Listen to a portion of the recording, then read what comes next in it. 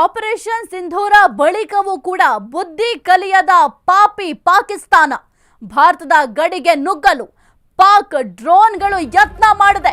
Operation ಸಿಂಧೂರದ ಬಳಿಕವೂ ಕೂಡ ಬುದ್ಧಿ ಕಲ್ತಿಲ್ಲ ಪಾಪಿ ಪಾಕಿಸ್ತಾನ. ನಾಯಿ ಬಾಲ ಯಾವತ್ತೂ ಡೊಂಕೆ ಅಂತ ಹೇಳ್ತಾರಲ್ಲ, ಹಂಗೆ ಈ ಒಂದು ಪಾಕಿಸ್ತಾನದ ಪರಿಸ್ಥಿತಿ. ಮಸೂದ್ ಅಜರ್ ಸ್ಫೋಟಕ ಆಡಿಯೋ ಬೆನ್ನಲ್ಲೇ ಎಂಟ್ರಿ.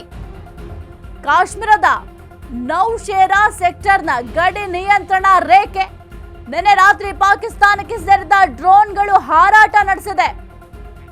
ಗುಂಡು ಹಾರಿಸಿ ಡ್ರೋನ್ ಹೊಡೆದು ಹಾಕಿದ ಭದ್ರತಾ ಪಡೆ.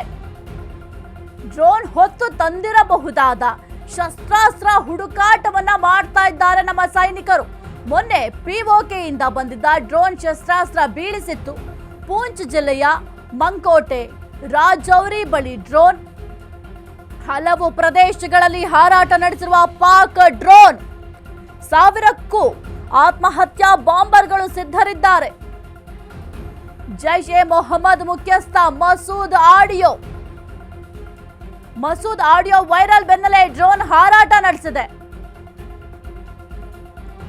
ಗುಂಡು ಹಾರಿಸಿ ಡ್ರೋನ್ ಹೊಡೆದು ಹಾಕಿದ ಭದ್ರತಾ ಪಡೆ.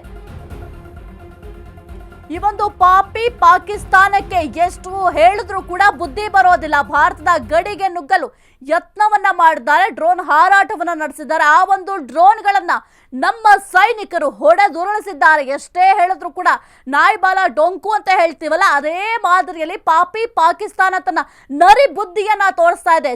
ಆಪರೇಷನ್ ಸಿಂಧೂರ ಬಳಿಕವೂ ಕೂಡ ಪಾಪಿ ಪಾಕಿಸ್ತಾನ ಬುದ್ಧಿ ಕಲಿತಾ ಇಲ್ಲ. ಆದ್ರೆ ಭಾರತವನ್ನ ಮುಟ್ಲಿಕ್ಕೆ ಸಾಧ್ಯ ಇಲ್ಲ ಅಂತ ಪಾಪಿ ಪಾಕಿಸ್ತಾನಕ್ಕೂ ಕೂಡ ಗೊತ್ತಿದೆ.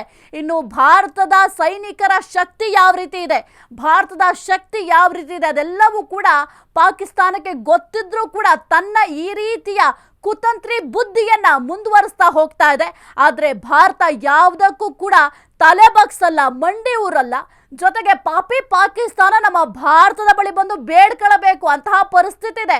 ಇನ್ನು ಪಾಕಿಸ್ತಾನದಲ್ಲಿ ತಿನ್ನೋಕು ಕೂಡ ಅಲ್ಲಿ ಗತಿ ಇಲ್ಲ. ತನ್ನ ಪ್ರಜೆಗಳನ್ನ ಸರಿಯಾಗಿ ನೋಡ್ಕೊಳ್ಳಿಕ್ಕೆ ಪಾಪಿ ಪಾಕಿಸ್ತಾನಕ್ಕೆ ಸಾಧ್ಯ ಆಗ್ತಾ ಇಲ್ಲ. ಅನ್ನ ಕೊಡಿ ಸ್ವಾಮಿ ಅಂತ ಒದ್ದಾಡ್ತಾ ಇದ್ದಾರೆ.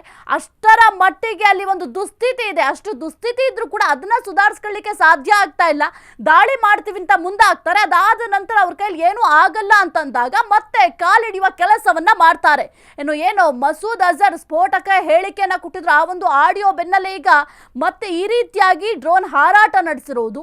ಆ ಒಂದು ಡ್ರೋನ್ ಹಾರಾಟ ನಡೆಸಲಿಕ್ಕೆ ನಮ್ಮ ಸೈನಿಕರು ಬಿಡಬೇಕಲ್ಲ. ಆ ಒಂದು ಡ್ರೋನ್ ಕಂಡ ಕ್ಷಣ ಆ ಒಂದು ಡ್ರೋನ್ ಅನ್ನ ನೆಲ ಸಮ ಮಾಡಿದ್ದಾರೆ. ಜೊತೆಗೆ ನಿನ್ನೆ ರಾತ್ರಿ ಪಾಕಿಸ್ತಾನಕ್ಕೆ ಸೇರಿದ ಡ್ರೋನ್ಗಳು, ಅದಕ್ಕೆ ಗುಂಡು ಹಾರಿಸಿ ಡ್ರೋನ್ಗಳನ್ನ ಹೊಡೆದು ಹಾಕಿದ ನಮ್ಮ ಭದ್ರತಾ ಪಡೆಗಳು. ಇನ್ನು ಡ್ರೋನ್ ಹೊತ್ತು ಶಸ್ತ್ರಾಸ್ತ್ರ ತಂದಿರಬಹುದು ಅಂತ ಸಂಶಯ ಕೂಡ ಇದೆ. ಹಾಗಾಗಿ ಅದೆಲ್ಲವನ್ನು ಕೂಡ ಹುಡುಕಾಟವನ್ನು ಕೂಡ ಮಾಡಲಾಗ್ತಾ ಇದೆ. ಮೊನ್ನೆ ಪಿಒಕೆಯಿಂದ ಬಂದಿದ್ದ ಡ್ರೋನ್ ಶಸ್ತ್ರಾಸ್ತ್ರವನ್ನು ಕೂಡ ಬೀಳಿಸಿತ್ತು. ಪೂಂಚ್ ಜಿಲ್ಲೆಯ ಮಂಕೋಟೆ ರಾಜೌರಿ ಬಳಿ ಡ್ರೋನ್ ಹಾರಾಟ ನಡೆಸಿದೆ. ಇನ್ನು ಹಲವು ಪ್ರದೇಶಗಳಲ್ಲಿ ಹಾರಾಟವನ್ನ ಪಾಕ್ ಡ್ರೋನ್ ನಡೆಸಿದೆ. ಇನ್ನು ಜೈಷ್ ಎ ಮೊಹಮ್ಮದ್ ಮುಖ್ಯಸ್ಥ ಮಸೂದ್ ಒಂದು ಆಡಿಯೋ ಎಲ್ಲೆಡೆ ಕೂಡ ಭಾರಿ ವೈರಲ್ ಆಗ್ತಾ ಇತ್ತು. 1000ಕ್ಕೂ ಆತ್ಮಹತ್ಯಾ ಬಾಂಬರ್ಗಳು ಸಿದ್ಧರಿದ್ದಾರೆ ಅಂತ. ಏನೇ ಸಿದ್ಧರಿದ್ರು ಅಷ್ಟೇ, ಏನೇ ಆದ್ರೂ ಅಷ್ಟೇ, ನಮ್ಮ ಭಾರತವನ್ನ ಟಚ್ ಮಾಡ್ಲಿಕ್ಕೂ ಕೂಡ ಈ ಒಂದು ಪಾಪಿ ಪಾಕಿಸ್ತಾನಕ್ಕೆ ಸಾಧ್ಯ ಆಗೋದೇ ಇಲ್ಲ. ಯಾಕೆಂದ್ರೆ ನಮ್ಮ ಭಾರತ ದೇಶದಲ್ಲಿ ಎಷ್ಟೆಲ್ಲ ಮುಂದುವರೆದಿದೆ. ಜೊತೆಗೆ ನಮ್ಮ ಸೈನ್ಯ ಏನು ಪಾಪಿ ಪಾಕಿಸ್ತಾನಕ್ಕಿಂತ ದುಪ್ಪಟ್ಟು ಬಲಶಾಲಿ ಆಗಿದೆ. ನಮ್ಮ ಮುಂದೆ ಅವರ ನರಿ ಬುದ್ಧಿ ಏನೂ ಕೂಡ ನಡೆಯೋದಿಲ್ಲ. ಅದಕ್ಕೆ ಬೆಸ್ಟ್ ಎಕ್ಸಾಂಪಲ್ ಅಂತಂದ್ರೆ ಆಪರೇಷನ್ ಸಿಂಧೂರ್. ನಿಮ್ಗೆಲ್ರಿಗೂ ಕೂಡ ಗೊತ್ತಿದೆ ಆಪರೇಷನ್ ಸಿಂಧೂರ್ನಲ್ಲಿ ಭಾರತ ಯಾವ ರೀತಿ ಹೋರಾಟವನ್ನ ಮಾಡ್ತು ಅಂತ.